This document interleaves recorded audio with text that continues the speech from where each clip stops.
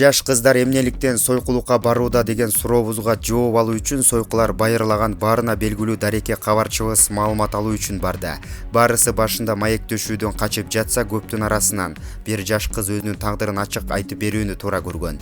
Жазира ушул жылы араң 18 жашка толду. Анын айтуусу боюнча 12 жашында эки таксисттин зордуктоосуна кабылган. Эмне себептен сойкулук жолду тандап алганы боюнча бизге төмөнкүлөрдү баяндап берди. Айтымына караганда, болуп өткөн окуядан кийин ал интимдик жашоого кызыгып калган. Каарманыбыз акчадан эч кем болгон эмес, анткени апасы дүкөн иштетет. Болгону ал чоңдордун төшөк жашоосун көрүп калгандыктан интимдик жашоо менен жашап калган. Ал сойкулук жолду өз каалоосу менен тандап алган. Каарманыбыз кардарларга көрсөткөн кызматтары тууралуу буларга токтолду. Биз курбу кыздарыбыз менен биргеликте сауналарга барабыз. Ал жерден 50 жашка чейинки эркектерге кызмат көрсөтөбүз. Мен көбүнчө чет элдик конокторго кызмат көрсөтөм. Анткени алар ак көңүл. Ал жерге барганда экиге бөлүнөбүз. Бизди чай жана кофе деп коюшат. Чай тобундагылар эркектер менен көңүл ачып, олтуруп арак ичет, бирок интимдик кызмат көрсөтпөйт. Мен кофемин, мен ичем, көңүл ачам, эркектер менен жатам.